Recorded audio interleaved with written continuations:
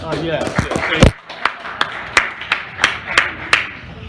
A Paul alcoholic. Very happy to be here. I'll just, you can't hear me? Where's the mic? All right, hold on. Karaoke style. Can you hear me now? Is it on? No. How do you turn it on? Oh, here it is, I think. No?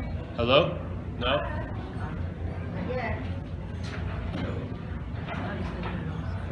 We don't know how to do it. Turn it on.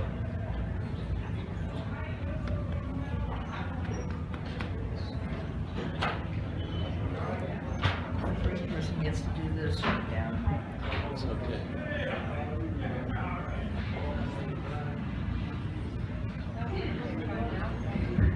I hear that. No. Hello? Can you hear me? No? So test 1, 2. Test 1, 2, 3. Can you now? Can you hear me? All right, let's take 5 minutes of silence. All right, so I got sober in 1988 in San Francisco. Just to qualify a little, I sort of got struck sober. I didn't get sober in AA, but I stayed sober in AA. I ended up March 17, 1988. I went out on St. Patrick's Day. Not saying I didn't go out March 16th, March 15th, March 14th, but it was one of those little signposts because something's changed, yeah. Because most of us live on a bottom, and then the one day we get lifted up, we call it the bottom, because we get the opposite of it happening, and then that becomes the bottom. But for me, it was years of living like a bottom feeder. So I had just gotten 1985, you know, because the type of person I am, if I'm managing my own life, it leads to having to be managed by other people. So I was going into a lot of jails and a lot of programs. I had been in one in the Bronx, New York for 3 months when I was younger. And this one in 1985, I entered a program in San Francisco called Delancey Street. It was a live-in place. All I was looking for was a place to stay that night. They took me into a little room and interviewed me, and they said, "Do you want a place to stay tonight?" And I said, "Yes." And they said, "You have to make a 2-year commitment." So I had no intention of staying, but I stayed for 2 years. And Delancey Street was a big enough buffer between me, and I stayed sober. There was no sobriety in a sense, but I didn't drink or use. So in 1987, I left Delancey Street. I graduated with flying colors. And they had told me that period of being Dr. Jekyll, though rather long, was over, and I was going to be Mr. Hyde. No, I was going to be Dr. Jekyll, the period of being Mr. Hyde, yes. And I was hoping they were right. You know, I had gone to college, a lot of good things were going on. But I had a strange suspicion that something was off. And when I left Delancey Street, when I didn't have them watching over me every second of the day, I went out the first week, yeah, because I'm outmatched. So, and to me, I look at alcoholism almost like a parasitical movement. I don't see it as it's almost as an infection. And so it infects, and what it infects really is we're all sort of saddled with a sense of self-centeredness, yes? But most of us, if we're not drinking and using, it's like an acoustic version, yes? But if you start drinking and using, it's like an electric version. So for me, alcoholism amplified qualities I would have liked to see to be diminished, yes? So if I had a little, you know, strain of jealousy and I drank, I was up on stalking charges in a few months. You know, these things would amp up. So when so in 85, I left Delancey. 87, I went out and I went on a 10-month run, and I ended up in a trailer park in a little town north of San Francisco called Calistoga. And I came to, and I was sitting in this trailer with a guy I didn't know. He had a big head, bulbous nose, varicose veins all over his face. And we were drinking a bottle of Royal Gate vodka, a very cheap vodka over in California. And I looked at him and I said to myself, this guy's a bum. But he was looking at me like I was a bum. And that was the moment of clarity, if people call it. For me, it was more like a portal opened, and the first result of something coming through was my head stopped, which I didn't think was possible. And then what happened was, and I like how it says in the book that it's not admitting to yourself, but conceding to your innermost self, yeah? And that's what happened that day. Something bypassed the head and went to the innermost, and in that there was like a CNN news flash, just a headline, and the headline was, "I'm fucked," yeah? Now, a lot of people knew I was screwed, but it was news to me at that very moment. But the beautiful thing is, I've discovered in time I have the ability to be convinced, which is a very important point in the recovery program. It says a lot of the steps, it starts with being convinced, yeah? Now, I had no idea I could ever be convinced, but this convinced me that I'm not managerial quality. It's never come up for debate, and from that day on, I've been sober now 31 years, yeah? And I've never had a strong feeling or a thought about getting loaded. So, in a sense, the problem doesn't exist for me a day at a time, which is a damn good solution, really a damn good solution. So what happened is I entered AA in San Francisco, people I know are here, and I had the gift of gab in a sense. I can articulate stuff. And so somebody decided I would be good to lead a fourth step workshop in my 30-year sobriety at this place called the Dry Dock, and so I did that for like 16 years, basically. And my view of the fourth step changed because we changed. This is a living book, and as it says in the book, we know but a little, and people who come after us are going to add on to it. So I'm just going to present my idea, and it's not my idea, an idea that came through me about how I see the fourth step. And it all starts with on page 64, and everyone's done fourth steps, right? You're here, so we're not going to do an educational 4-column. I'm going to give you how I see the spirit of it, yeah? So it says in page 64, it says being convinced, which means to believe with certainty, yes? So there's the statement, and that means right now. It wasn't I was convinced and I will be convinced, but I'm being convinced by what? By my own observation in life, yeah? Being convinced that self, yeah? And I'm not talking about ego. I'm talking about a sense of being the doer, the thinker, the feeler, the one who's drunk, the one who's sober, yeah?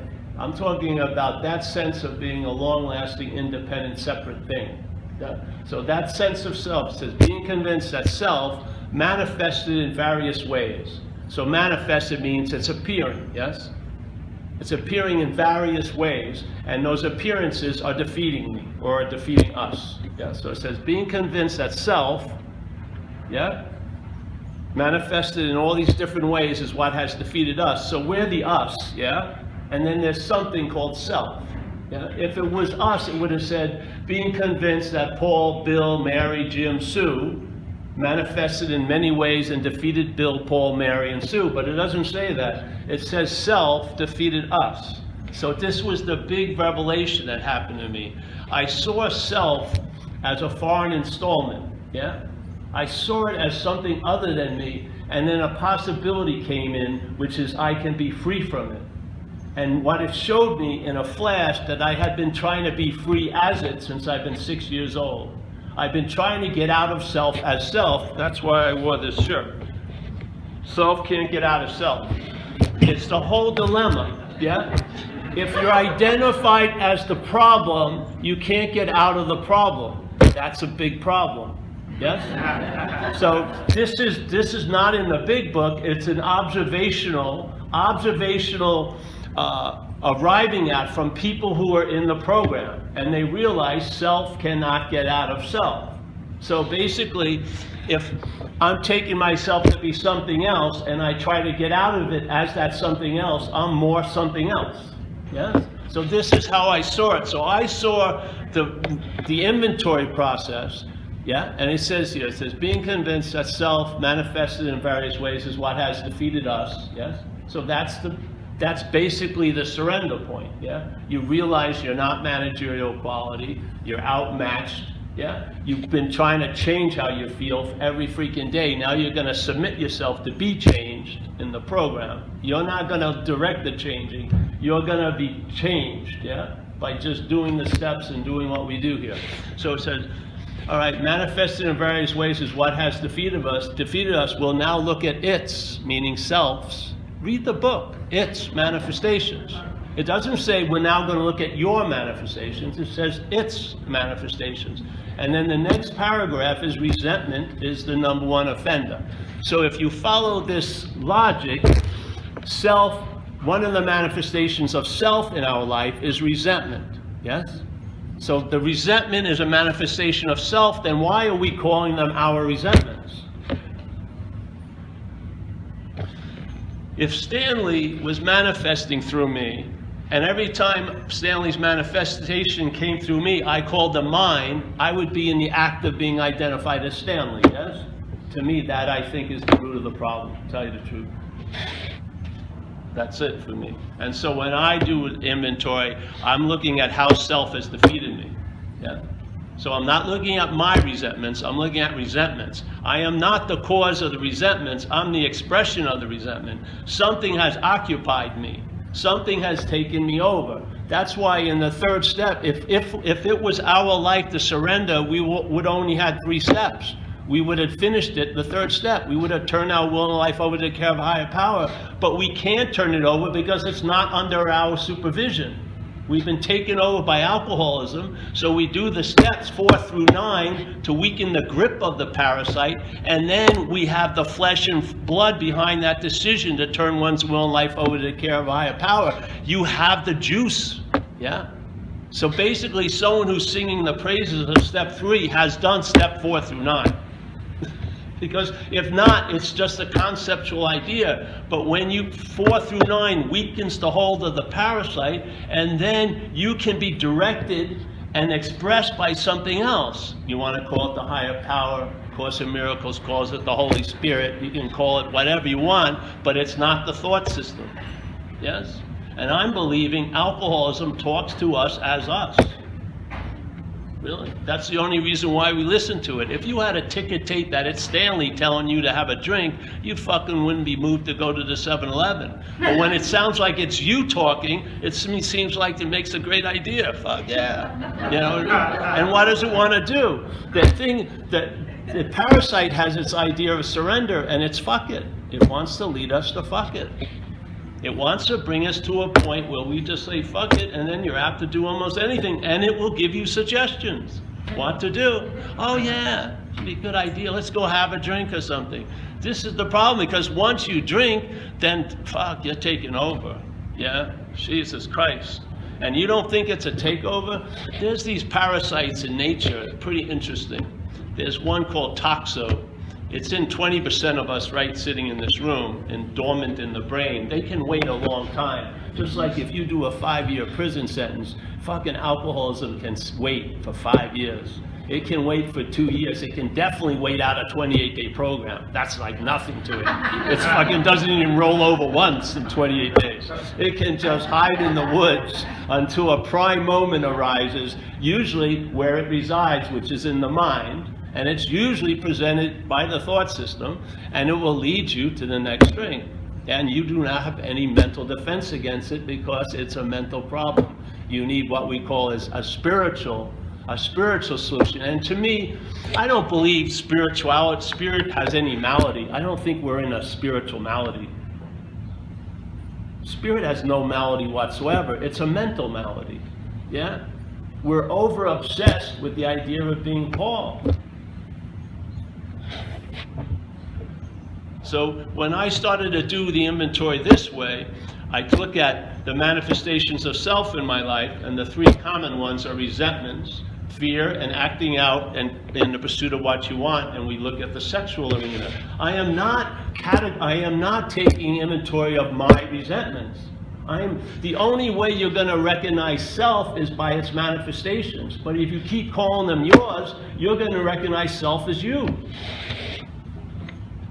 How can you be free as it? The freedom is from it. It says it in the book. Please relieve us of the bondage of self. The bondage of self is a mental activity. If it was a thing called self, you could be bound to it, like me being bound to a chair. But it's bondage of, because it's an activity. We're up the ass of fucking self, and then you have to look for a divine proctologist all the freaking time. Just to pull you out of it, but the stubbornness is to go right back up. You can have fucking a stabilized relief from the bondage of self if you see the thoughts aren't yours, yeah? If you see, it doesn't mean, there's a huge difference between a resentment and my resentment. A resentment maybe for a half hour, an hour, something goes well, you catch a nice wave, you forget it. My resentment, 50 fucking years of cultivation, fucking built a huge story about it. Yeah, it's like the golden cow. You're not gonna fucking, you're feeding it like organic feed all day because your whole story is based on resentment. Yeah, but if you see it as a resentment, you can be free from it. Yes? And the fear, it isn't even fear, it's mental anxiety. The mental state is living in what's not happening, and in what's not happening, anything can happen. Your mind can come up with, you're having cancer when you're completely fine right now. It can, and I'm telling you, if today is ruined, it's not by today. It's by last week and next week. Yeah? The mental state lives in what's not happening. That's what it does. And you know, the beautiful thing is, in what's happening, it has, see, what's not happening, anything can happen, but in what's happening, there's only one quality it has that what's not happening doesn't have, which is it's happening. You know, it is happening. You're seeing, hearing, feeling, tasting, touching. What's not happening is all being thought about. Here, you're seeing, hearing, feeling, tasting, touching. That to me is the conscious contact. The conscious contact, yes, is the consciousness of seeing, hearing, feeling, tasting, touching. Yeah. So this is just the way I viewed it. I've entertained it. It's stabilized. I've had a lot of lasting relief since 20-something years when this hit me, dawned on me. And you know, you'll fucking know the problem from the solution. Yeah? The way you know the problem's relief from the problem. When you get real relief from the problem, you will know about the problem. And I'm telling you, it is not you. It may have you, yeah, but you don't have it. Yeah? It's like a parasite. So back to the toxo. So the toxo, in nature, there's tons of parasites, and they have an incredible dilemma. Their main drive is to procreate, reproduce, yes? But the situations for them to reproduce are unbelievable. This toxo is usually found in mammals, like rats, mice, humans, and stuff like that, but it can only reproduce in the stomach of a cat.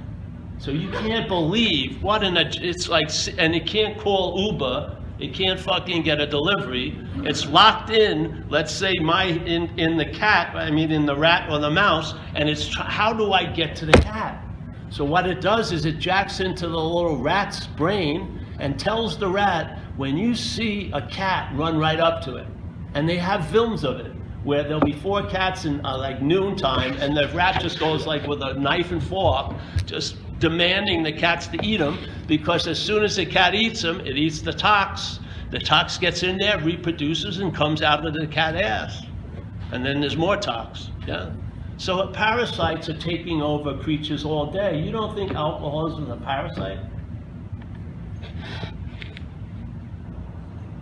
This parasite is so hostile, it had to come up with an incredible strategy to convince the host not to throw it off.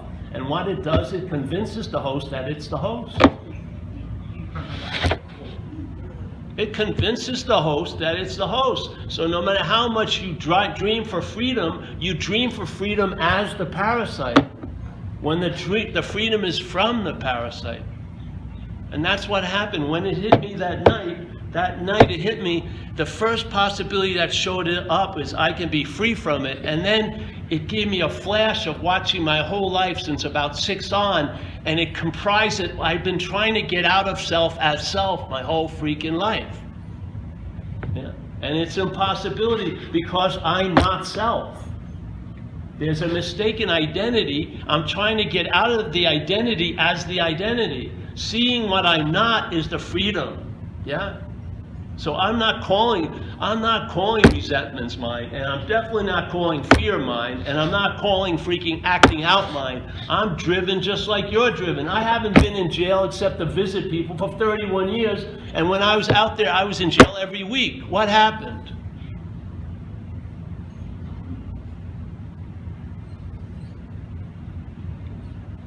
At that time, the greater power was the parasite. And there's a great statement in the book where it says right before the third step, and to me it's the unspoken step of AA, which is, and if you see AA as a linear process, 1 through 12, then first would be more important than next, yes? And here it says first, you gotta quit playing God, yeah? It doesn't work. And then next in this drama of life, then the third step principle is, why do they put that one first? Because if that which is playing God is being identified as you, yes? And when you hear this, I gotta quit playing God, what happens when that which is playing God tries to quit playing God? It's playing God ad infinitum, yes? That which is playing God tries to quit playing God, that's playing God.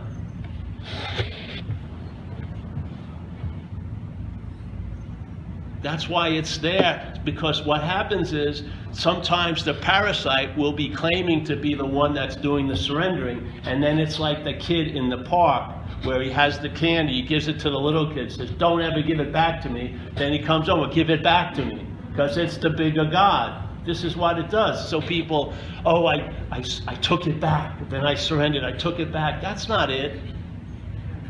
This is a sober assessment, and you become convinced that you're not managerial quality, and you submit yourself to be directed and changed, and so shall you be. Yeah? We've been changing all our freaking life. But what AA does, it directs change, and directed change by this wisdom is growth, yeah? And so we grow into the sunlight of the Spirit. So I'm not a good director, but I'm very well directed, yeah? I'm not meant to lead, but I'm very well led right now, yeah? So to me, that's what the fourth step is. And a lot of people have a lot of different angles. I just want to emphasize this, and it says here, right there, it says we want to see how self has defeated us. And if you can keep calling self you, then what's the us? Yeah? So to me, self is a foreign installment. Alcohol is a foreign installment that has convinced us that it's us. And it totally minimizes the freedom that's available, obviously. Yeah? To the point where the problem will maybe every once in a while will not exist for you, but when it stabilizes, the problem does not exist as you. That's when there's real freaking freedom available. Yes?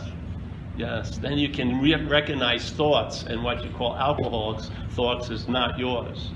Yeah. So that's all. I just wanted to get, I just see, to me, relief is the authentication of things. When you get stabilized relief, you're on to something. That's all. Yes? And I do not see that if our daily reprieve is contingent on the maintenance of our spiritual condition, then I would think the highest form of maintenance would to see yourself as a spiritual condition. Yeah?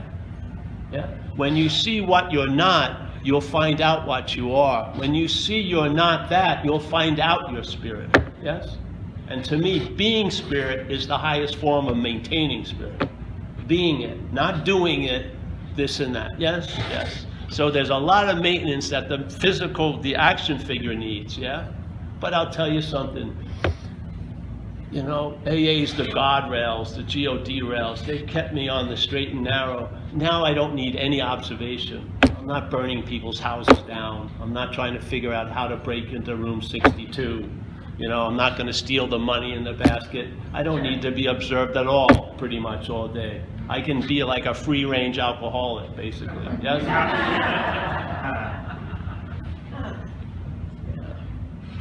So this is a possibility. And the fourth step is when you start, the fourth step is really the first big wave of recovery, is when you see your role in things. And hopefully when you see, this is the beautiful thing of AA for me. Most of my life, I was trying to make a lot of shit I thought was real unreal. Completely. And then suddenly I get into recovery, and it suddenly is allowed to land on me and it be as real as it wanted to be. And then I saw it as unreal. Yeah? And I realized my trying to make it unreal gave it the biggest reality you ever had. Yeah? So now, yes, I take care of, I know how to do a 4-step. I have a sponsor. I do all that. But the beautiful thing about tools is not having to use them that much. I believe this program is about freedom, not about managing a fucking chronic condition. I don't believe so. I do not believe you have to live like it's a chronic condition a day at a time. I do not believe so. I believe you can live as if you've been freed from it. Yeah? Yeah. And then when the shit shows up, then you have all the skillful means. But again, I don't want to be a master of fucking holes and find myself in holes. I just want to avoid the holes. Yeah. So one of the ways, so to me, this really worked for me since 9 years sober. And now I'm 31 years sober. And it's led to less and less inventory taking. Seriously. And to me, that I think is the whole, man, I just, you know, recovery progresses also. Just like the disease progresses, recovery progresses. Yeah. If you're a year in or 2 years in, it's not going to be that way that it seems to be. AA is not going to look like it does when you're a year in 20 years. It's not. Yeah. I mean, this thing delivers the goods, and you'll be able to enjoy peace of mind and know serenity and understand peace. These will become intimate senses in you. Yeah. Yes, intimate. And it's so beautiful because you can't write yourself into the story as causing it. You see that you're an effect of it, yes? That you have absolutely nothing to do with it. That's why all the talks, ever since I was giving these talks when I was younger in AA, these ones, I remember, Charlie, none of these people, some of them would come. I did so many talks, and so let's say 16 years of Monday nights. That's 52 Monday nights, 16, that's like 600 Monday nights. Now in those 600 Monday nights, right before the talk, I had sinus infection. Sometimes I was waiting to hear if I had AIDS. My fairy princess had just broken up with me. I realized I have no money. I'm getting kicked out of my house. It didn't matter what my condition was in, this water would come through the hose. And I'm a real believer is you don't have to have it to give it away. You give it away and that's how you have it, to me. Yeah, because I've heard some incredible shit from people who have no spiritual condition, but they're willing with sincerity to be a hose, and this water comes through. And for watching it all these Monday nights and seeing that I had absolutely nothing to do with it, it didn't matter if I felt great or not, it would come through. Then it was such a beautiful, because the whole purpose of a hose is for that water to move through. Yeah, it's very clear it's not the water. But in that clarity, the water is allowed to move through, and that's the joy of it. Yeah? The joy of spirit is its animation, not knowing it or trying to have it or doing yourself into it, but having it activated, sensing it, feeling it like alive, a sense feltness. Yeah, yeah. So I'm just juiced up about it. There is so much relief available. There really is. And I just, you know, where I go to talks now, the main target is the newcomer. But every once in a while, you got to say something. Hey, man, there's a lot in store for you. Yeah, it's not like trudging constantly. That was a word they used in the 30s. It's more like skipping or like leisurely walking. Because your pursuit of happiness isn't going to have that much meaning if you're content and satisfied. Yes? If you are a sense of contentment, you're not going to be seeking and be driven as much as you think you are now. Yeah? You'll be able to abide in that. Yes? And you'll be able to enjoy peace of mind. You'll be able to enjoy it. Yeah? Because the mental state is of time, and even if you feel peace now and you're addicted to the mental state, it will tell you you may not have it tomorrow. There's no ability to enjoy peace of mind. Yes? The spirit is not of time. The God of time is the self. Yeah? It thrives in the past and the future. So, yeah. Any questions on the 4th step? This is all false advertising. We could go over it, but if you're interested in learning, Joe and Charlie's stuff is great on the internet. You know, because when I hear people, they have 392 pages, to me, that's obsession with self, really. I mean, it says, you know, just see the patterns. I don't go over every one-night stand, 351. I said because the same drive of every one-night stand was trying to get self-esteem through sex, basically. So I'm clear on that, yes? And it can be brief. It can be a few hours, not like a opus, you know? Yeah. Because this thing is, I've worked with people, and I'd have to tell them to stop doing inventories and fucking enjoy sobriety. Yeah, because I think, really, it can become, there's a fine line between self-obsession and investigating self. I really do, and I think a lot of investigations of self turn into self-obsession. Yeah, I do, and this is about freedom. It's not about fucking meticulously watching every motive. Jesus Christ. Yeah, yes. Hi, I'm Ann, I'm an alcoholic. Do you have any suggestions? Thank you very much for sharing, thank you. I think my brain's kind of exploded on some of that, so it'll take me a while to process. But do you have any suggestions for those of us who are listening to a fourth step that someone's giving you as a sponsor? Yeah. Well, holding the space, and also make sure there's the higher power is included. Yes, it's not you and them. It's a triangle. It's the higher power, you and them. And holding this space, and then when you see the patterns of how self defeated them, and they may not be seeing it, you can point them out to them. Because that's what the fourth step, and the understanding of the fourth step is really the illumination of 6 and 7. If you stay sober, the biggest working steps as you stay sober are 6 and 7, because more gets revealed, you see more of what you're not, yes? Yeah? And therefore, it's illuminated. It's sort of, instead of realizing you shouldn't have bought the house after you bought the house, you start seeing the blueprint, and then you can say, I just don't want to move into that house. It's much easier to get out of it on the blueprint stage. So to me, 6 and 7 is the constant recognizing what you're not. Let's say that, you know, that jealousy arising, whatever. I use it a lot in meetings. Yeah, people are sharing, and it's our alcoholism. So they say something, and it hits me, and I immediately go, hey, I'm entirely ready to have this removed, because it's coming right out of the oven right now. I don't want it to be like a forensic unit, you know. I want to catch the selfing. I want to catch the parasite. So here I go, hey, I'm entirely ready to have this removed, and I humbly ask that power to remove it. Because this isn't a self-managing program. It's a reliance on a higher power. So I recognize it, I see something, and then I ask that power to remove it. I don't go out, and the thing is, if you've been in AA, this faith must be there. You don't sit like waiting to see if the garbage man's come. You put the garbage out. You're not looking through the windshield. Are they going to come? You expect them to come every Thursday morning, and then you wake up Thursday morning and it's gone. That to me is faith in the higher power. Yeah. So you do. So to me, the fourth step is to illuminate the patterns of how that person has been defeated, so they can recognize it themselves. Yeah. But then basically, it's holding space.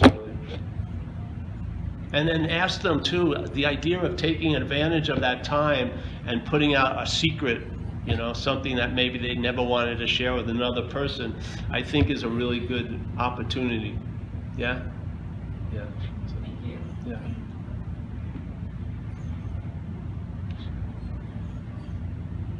Yes? This is something I experienced recently. A newcomer texted me and she said, hey, quick question, how do I do a 4-step? Oh, well, just go right to the pages, 64, and it explains it there. But if you need help, just go to Joe and Charlie. They do a simple 4-column thing. So basically, the fourth step is 4 columns, yes? So the first column is you look at principles, people, institutions, and the first one is resentment. And resentment is like a re-feeling, yeah? So something happens now and it causes a re-feeling of a past slight, yes? So a resentment. So there's 3 inventories. There's resentment, fear, and then we look at our sexual behavior to see how we're willing to harm people in the pursuit of what we want, yeah? And so, and you can present it as 4 columns, and the first column is, let's say, Wendy. Yeah, I resent Wendy. Yeah, and then the second column would be why? Well, she's left me. Okay, then the third column is what part of this what part of the instinctual agenda has been affected by Wendy leaving. So we look at it, how it affected my self-esteem, my pride, my social position, my material security, my emotional security, my sexual security, and my sex and my ambitions concerning that stuff, right? So I see, wow, Wendy leaving hurt my self-esteem because I thought I was a ladies' man, and that seems not to prove the case when she splits, yeah? My pride has been hurt. What the hell, she went with somebody else. It's affected my standing with her friends, yeah? And then I go, okay, did it affect my emotional security? Yes. And did it affect my material security? Yes, Wendy's rich. I like driving a BMW. I got to go back to the Pinto now, shit like that. And then so I write that there, and then I go, oh, look at my sexual thing. Yeah, I'm going to miss having sex with Wendy and with the maid, you know, miss having sex with the maid. And so basically, Wendy leaving has affected my agenda, yes, which the parasite is sitting on. Seriously, not you. Yeah, you'll find out what you want and need. This thing thinks it knows what you want and need. Yeah. So it's sitting there. All right. So then you see, then, wow, my agenda got affected quite a lot. And then you go to, so that's the third column. Then you go to the fourth column, and basically at the third column you look at Wendy and you say perhaps she's sick also. Yes. And she didn't do this to hurt me. She's just trying to upgrade her life and stuff like that. Yeah. So then I go to the fourth column, and there's the 4 questions. Where was I? And I like to use am I, because the resentment may have been in the past, but your head's using it now. So where was I, and am I selfish? Where's was I and am I self-seeking and frightened? Where was I and am I inconsiderate and dishonest? Yeah? And you'll see, basically, really, it's just self-seeking and frightened and selfish. Yeah? And dishonesty and consideration of behaviors that come from there. So then I write that stuff down, and now I've done a 4th column inventory. I took one person's name, took them all the way down. Now I have the formula. I can do 8,000 of them. Yeah? All you need to do is have the 4 columns and know what they mean. And then what will happen is see, everyone drinking today in Maui at a bar does the first 2 columns. They know who they're mad at and why, but it just leads to another fucking drink. What AA does is brings us to the point of seeing our role in things. This is the first big wave of recovery, is when the alcoholic suddenly, finally sees his role in his own life. Yeah? Because the whole system is denying it incredibly and blaming and da-da-da-da-da. Once you see that, that's the beginning of real recovery, in my view, is seeing your role in things. Yeah? So the 4th step is how that happens. So you see the spotlight goes off of Wendy and goes on, well, did I make a decision based on self that led me into this position to be hurt? Yeah, because in fact, I don't even really like Wendy. Yeah, but I like her BMW, and I like her maid, yeah? So I can see I'm fucking dishonest, and I'm selfish, but I'm self-seeking and frightened. I'm afraid I'm not going to be taken care of, so I want to hold on to her because she's taking care of me. So I have no faith in that higher power. I have complete faith in my thought system, which is the bondage of self. The problem resides in the mind. It's in the thought system. Where else is it? The problem talks to you as you. You're not going to train a parasite. It's not going to become a service animal.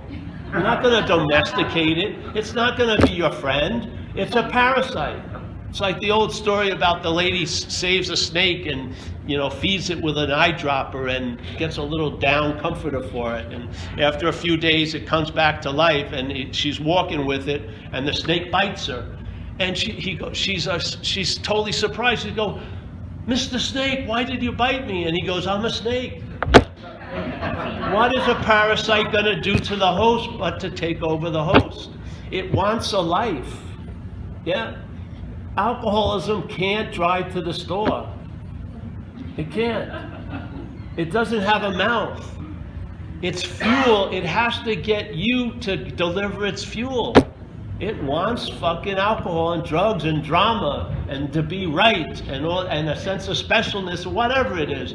And it has to get to you. And a thought is just a thought until it informs itself as an action. Then you're in jail. Yeah, I could be with a girl and think of, I hate her like 50 times in 7 years, but I never say it, so everything goes well. But one night I go, you know, I fucking hate you.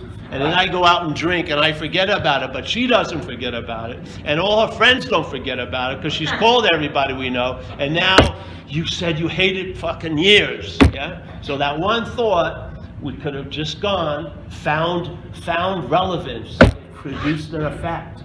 I got run over, my 1980, I got run over twice by the same car, which is incredibly hard to do. Yeah?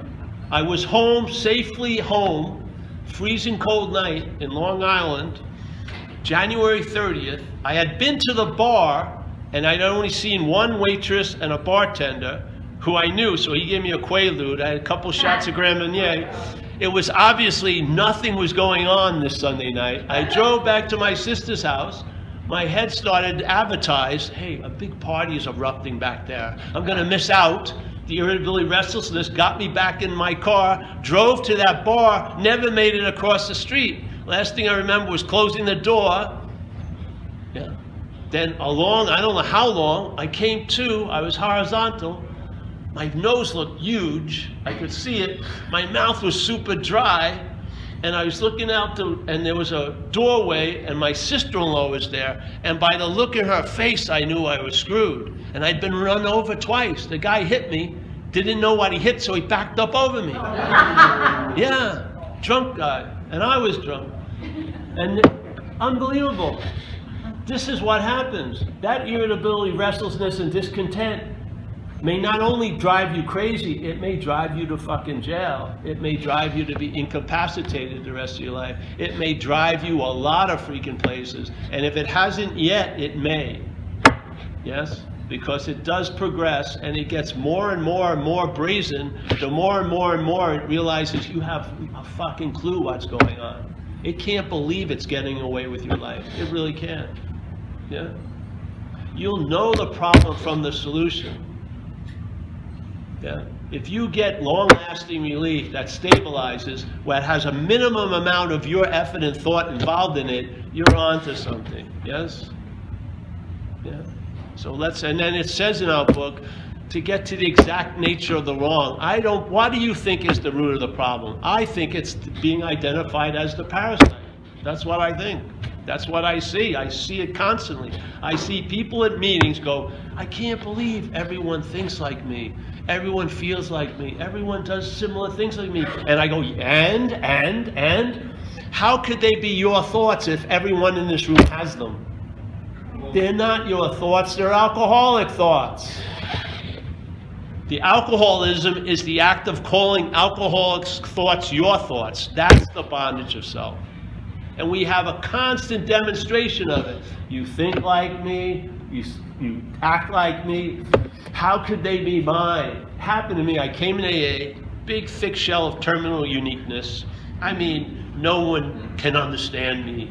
No one did what I did. No one thinks like I do. No one feels unbelievable. And then I listened for 3 months, and I came to 2 conclusions. How did these people get my thoughts, or they're not my thoughts? We have a foreign thought system running our life. And our thought system is infected with alcoholism. That's why I don't identify with who you are. I identify with what's taking you over, because the same parasite took me over. And I know what it's like to live under its yoke. And I know there's a freedom from it, but not as it. You want radical relief? Yeah. Radical relief looks completely ordinary. Completely ordinary. There's no heroic leap off of a cliff. You're just awake to being awake. Yeah? Yeah. So. Any more questions? Yes. I'm an alcoholic. Adam. So I really I've listened to you once before. I really thank you so much. Glad that you're the speaker today. Yes, it's nice to see you. You're still sober. Yeah. Very good, yeah. Yeah, going on 5 months. Fantastic. I have a friend in the program, and this person I hang out with and I give support to. And I feel like I can't give any advice or anything pertaining to the subject of like depression or like shitty thinking and stuff like that. Yeah. Mainly because this person doesn't want to be fixed, like don't try and fix me, don't Yeah. try and do this. And I really wish I could, like, because I don't try to based on this, because whenever I have tried to, it's just like, you're basically murdering them. This person says I'm basically like murdering them, like they're gonna commit suicide because I'm trying to fix them, but that's just how they are. And I don't know what to say or give any advice to change this person's mind about it. Well, you already know your answer. Move on. Okay. Yeah. This is the whole point, like it says in the book, you know? If someone's not willing or available, like my friend in back where I live says, if someone's ready, you can't say anything wrong. If someone's not ready, you can't say anything right. So just move on to someone who's ready. Seriously. Yeah? Because not only that, that energy will not just, it will suck. Yeah? It's kind of like a whirlpool type of juice. You know, look at how powerful alcoholics are. So many Thanksgivings, the biggest, most dominant person's not even there. It's the alcoholic that all the cousins and the families are talking about. Alcoholism fucking sucks energy.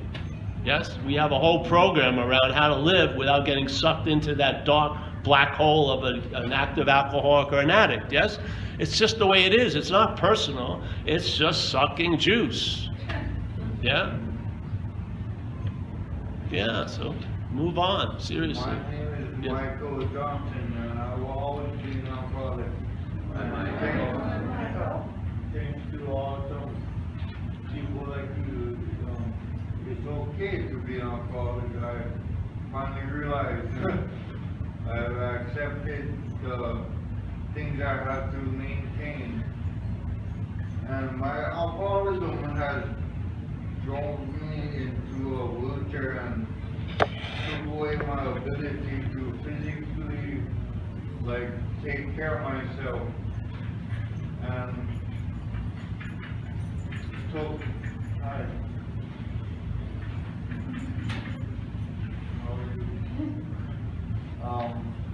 no, but it took away my freedom to do as I please. But I honestly believe that was a blessing, because even in this circumstance, I still chose to drink so heavily. It's like amazing. My brain is still able to function and constructively put together sentences. I'm just amazed. And thank you very much for sharing your thoughts on the fourth step and the things about self. That was very powerful. My name is Michael Lee Kaleo Kanawa Johnson, and I will always be an alcoholic. Thanks, Michael. Yes, thank you. Yeah. Well, is that that? 8 minutes, You have a long moment of silence. long moment of silence, or not? Yeah. What?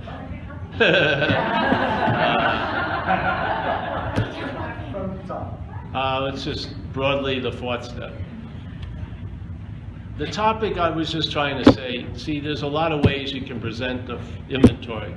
I was just emphasizing one, which is looking at how self has defeated us by seeing its manifestations in our life, with the points that maybe by seeing its manifestations, it would intimate the source, yeah? Because obviously, yes, yes. What what would you advise, if you could advise anything, to, I am a grandmother of a boy who just turned 13. And what advice, I've been with him since he was born. He's been with me, and he's definitely, I can see he's a lot like I was. And he's been getting into a lot of trouble, and I can see that so much of what I've learned here, that I can see that he is a little alcoholic, a young alcoholic. And do you have any advice that I could give him at this point? I'm going to be taking him to Nevada for a couple of weeks to get him off the island. And he has serious things.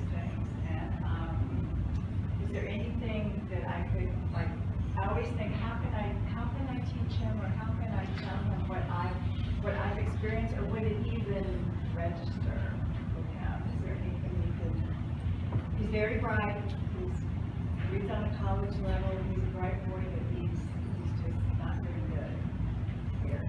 I would talk to these two here from Al-Anon, yes, in a sense, but no, seriously, because it's about taking care of you.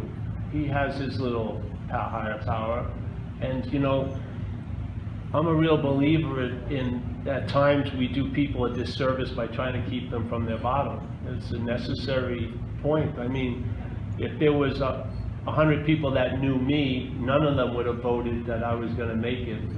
Yeah. And I remember when I was out there, I lost respect for people who kept trying to help me. Really, I thought they were idiots. Seriously, I needed a big boot up my ass, really. And and the alcoholic, it's not him, but the alcoholic mind can take advantage of a lot of situations. Yeah, they can play you pretty well. And don't take it because it's a small body. It's not advanced. It's advanced. Yeah. So, yeah. So. Thank you. Yeah. But you have to see your role in that. Yes. Like what is? Yeah. Yeah. Yes. Yep. I'm Jack. I'm a great Al-Anon from Los Angeles. Hey, Jack. My wife is funny to me, but my beautiful wife is 30 years sober in AA, and it's awesome. As a person who takes people through the work, and you talked a little bit about it, and using your description of the parasite, my experience is the parasite effectively blocks the ability of almost anybody I've ever worked with to properly do a complete fourth column of the inventory without some outside help. The parasite is really good at rationalization and justification. And as a sponsor, I've learned to accommodate that. I just wondered if you could talk about that from the sponsor point of view, walking somebody through the work when they struggle in column 4. Well, the thing is, more will be revealed also. Yeah. So sometimes maybe it's just the first view of their role in things. Yeah. But that first view seeds a lot more views. You know what I mean? Yeah. So I see. My feeling is I just have faith in what we call the higher power. I just know. I have my little role, but I am a minor player. It's the power. Yes. I don't think the steps are getting people sober. It's the higher power through the steps that get people sober. If there wasn't a higher power, it'd be self-management.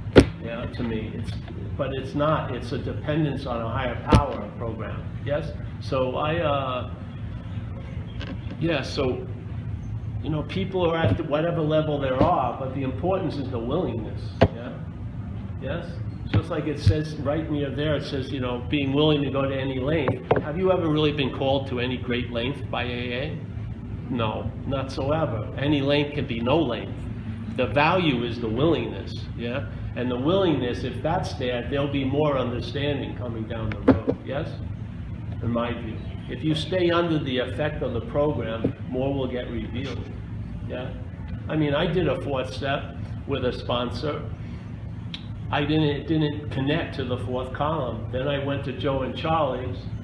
It was funny, I was going to a meeting, I was only like 5 months sober in San Francisco, and I saw these 2 people, they looked pretty bright, and they both shared that they had been at this seminar in Sacramento, California, led by these guys, Joe and Charlie. And then there was no other information. It was just gone, but it was cataloged up there. And a few months later, a secretary said, oh, I have an application for Joe and Charlie's Big Book seminar. I went right up there and got that application, signed it, and I went. And there was 600 people there that were enthusiastic about sobriety. And I think on Saturday morning, they went into the 4th step, and I understood my role in things. Yeah? And I understood that, hey, people will step on your toes, but you'll invariably find that you made a decision based on self. Based on self. That puts you in a position to be hurt. Not your decision. My point is, I am not a universal fucking expert on the book. What I want is freedom from something, yeah? And I believe we have to see this idea as something foreign to you, because if you call it you can't be free from it. The mental process can't entertain the idea of being, it can only entertain being free as it, which is a form of bondage. I speak at other groups. I speak at a lot of spiritual groups, Zen, non-duality, and they're in an addiction themselves. They're in a spiritual addiction, yeah? There's not going to be an intervention for them. They can go to 500 retreats. They can read 800 books. No one's going to come and say, hey, you've had enough. We're lucky. At least someone will put a stop to us. But the spiritual addiction is rampant. Fucking rampant, yes? Because it's still the identification as what you're not trying to get somewhere. Yeah? That to me is the point I want to bring to AA. There's so many people much better at addressing so many things about AA, the nuts and bolts, but I want to bring this spirit because I humbly believe by my own observation and effects that the root of the problem is the act of being identified as what you're not.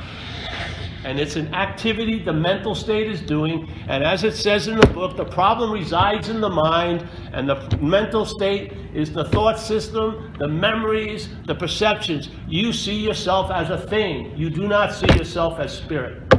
There's just no way. When you remember you in the past, you're seen as a body. When you're worrying about you in your future, it's as a body. Yeah? It's very difficult for a body to maintain a spiritual condition. But if you see you may not be a body, therefore you are a spiritual condition, that's a high form of maintenance. Yeah? So this is just a simple correction. It doesn't mean you don't smell like a body, you don't act like a body, you don't quack like a body. Everyone else sees you as a body. But now what's supreme is spirit. Spirit, then body. Not body trying to become spiritual, but spirit and then body. Yeah? Water hose. Not the hose arriving at the water and saying, I'm the one who's the water. No. The hose, knowing it's a hose, and then feeling the sense of the water. Yes? And the water becoming more dominant than the hose. Yes?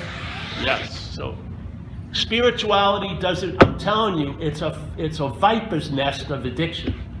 I go to so many spiritual groups, and I mean people 40 years of practicing. Yes? You're not going to find what you're not. You're not going to find what you are as what you're not. When you see what you're not, you'll find out what you are. And what you've been looking for is what's looking, like St. Francis says. Right now, what's looking is what you're looking for.